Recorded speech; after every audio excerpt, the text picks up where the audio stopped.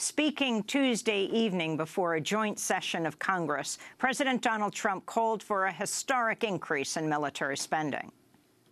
Finally, to keep America safe, we must provide the men and women of the United States military with the tools they need to prevent war. If they must, they have to fight, and they only have to win.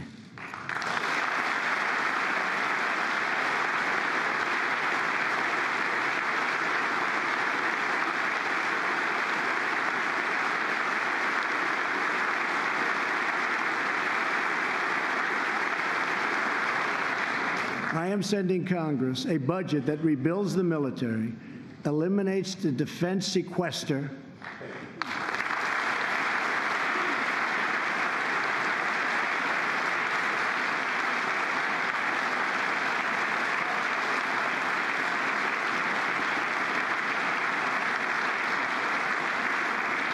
and calls for one of the largest increases in national defense spending in American history. That was President Trump last night. Bill Hartung, your director of Arms and Security Project at the Center for International Policy. Your response?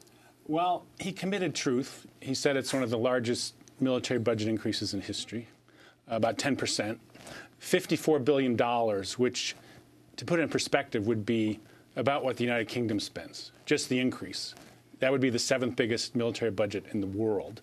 And, of course, we're spending at historic levels, $600 billion a year, which is more than the peak of Reagan. The Obama years, we spent more than under George W. Bush. So the idea that there's a gap in military spending is ludicrous. He hasn't talked about tens of billions of dollars in Pentagon waste. And, of course, he hasn't said how he's going to use the military other than rattling sabers about Iran. Which were they to go to war with Iran, as one person said, would be make a rock look like a walk in the park. So I think the money is problematic, but also kind of the reckless possibilities of how they might use the military. And given the people around him, Steve Bannon, but also these generals who are supposed to be the adults in the room, are probably the most hawkish generals in some ways of their generation. McMaster helped with the surge. Mattis wanted to attack Iran in the middle of the Iraq War, which is why he left the Obama team. So the idea that these are the sober voices that are going to restrain things, I think, is to some degree wishful thinking.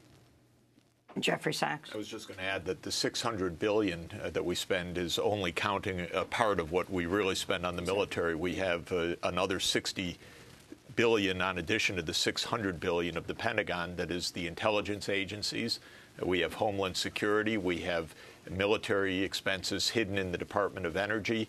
Of course, we have the incredible costs, human damage and health in the Veterans Administration. If you add it all up, it's probably closer to $900 billion a year. It completely swamps everything else that we're doing right now, and now he's going to add on top of that and propose tax cuts for rich people and for corporations. So this is just one illusion after another, and it's got to come to a bad end in some way.